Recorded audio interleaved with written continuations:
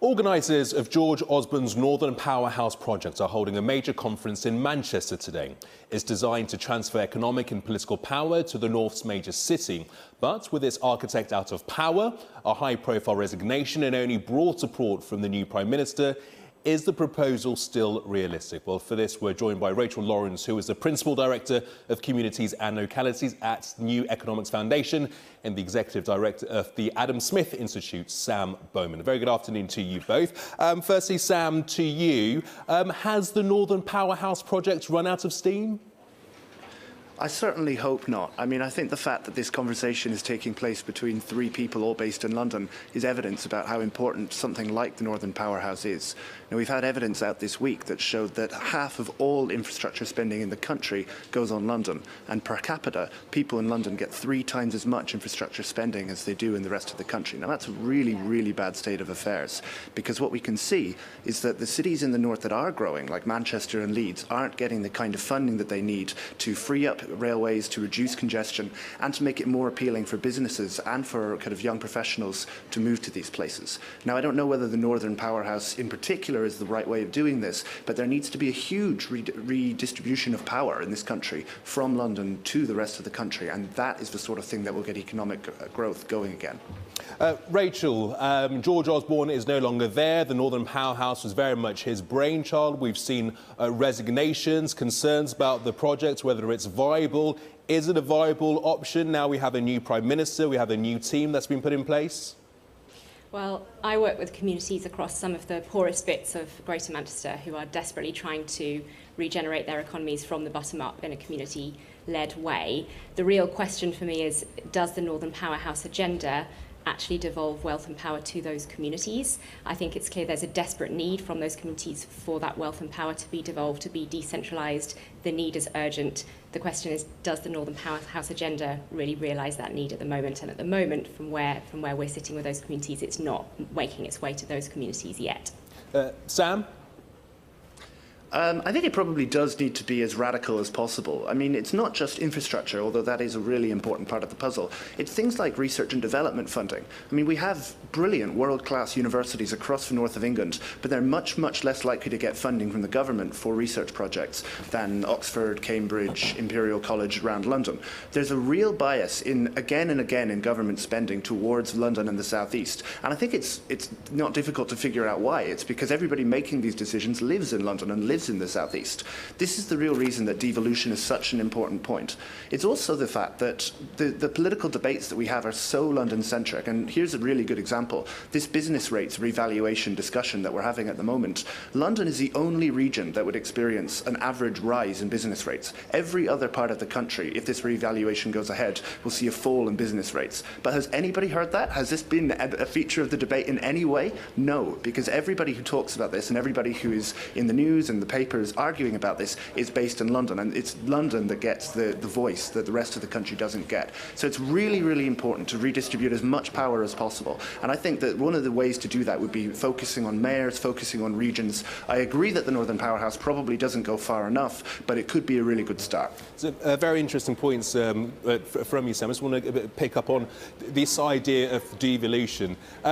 One or two concerns being raised about whether power will be filtered out from the big cities in the north, whether it's Manchester or Leeds, to the towns and the communities that surround it. And in recent times, there's been a lot of focus on Manchester. Manchester being very much at the heart of George Osborne's plans in terms of the power, the economics filtering out of Manchester. Manchester is now in charge of its own health budget. It's receiving more funding. The other week, Theresa May announced, was it £556 million funding going to the northern communities. Manchester's going to see the vast majority of that, Rachel. So if there is so much focus on whether it's Manchester or whether it's Leeds or whether it's Sheffield, what effect is that going to have on those surrounding communities, say in Humberside or in Burnley or somewhere in Middlesbrough?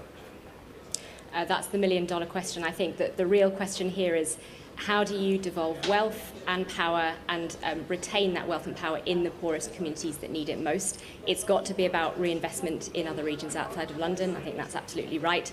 But it's not enough just to shift around existing bits of economic activity to different regions. You have to think about how that money is then going to flow into the poorer communities in those areas and around those areas. And without that piece of the puzzle, that wealth simply is not going to trickle through the economy. Sam, yeah, go ahead, Sam.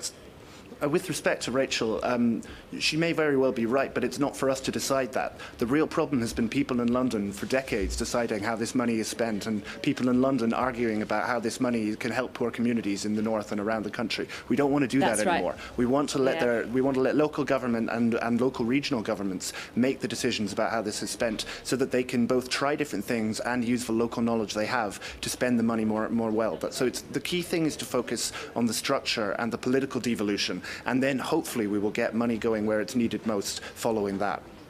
I think that's absolutely right, and that the communities that I work with in Greater Manchester, I think their biggest concern has been that it feels like the devolution agenda so far has been very top-down and very centre-out. I think what you really need to do is start with those communities. The group I'm working at the moment in Collyhurst, a council estate to the north of Manchester, who are not getting a piece of that power at the moment.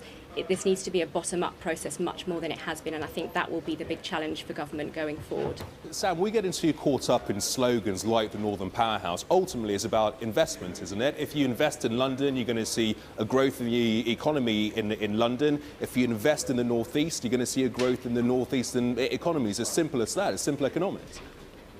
That's part of the story, but I think we should be wary of this idea that just putting more money into a particular place will solve the problem. It's really more a case of putting money where it's needed most. Now, what we've seen is that infrastructure projects are much more likely to go ahead in London, even if the benefits compared to the costs are much lower in London compared to, let's say, electrifying railway lines across the north of the country.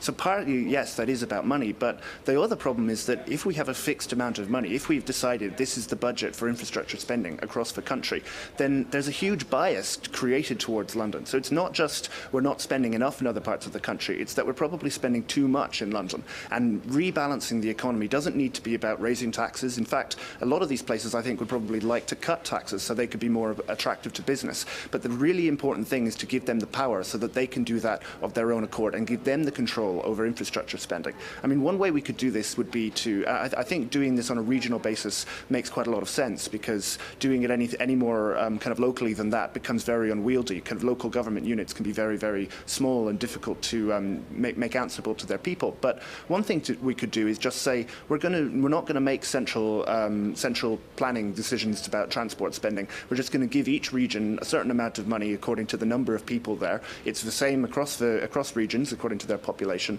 and they decide what they spend that money on. That would mean a massive rebalancing of infrastructure spending away from London to places like the North East especially, and I think that could really make a big difference. But it's about rebalancing rather than just throwing more money at the problem. Rachel, let's get a final thought from you. It doesn't really quite send the right message, given the fact that there is such a shortage of women taking part in this conference today. Sorry, I didn't hear the question. It doesn't really send the right message about the Northern Powerhouse and its importance, given the fact that there's such a shortage in women taking part in today's conference.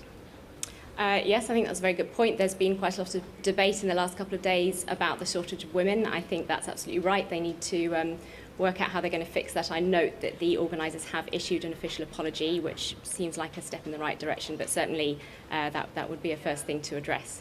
OK, Rachel, Sam, many thanks indeed for joining us this afternoon. Thank you.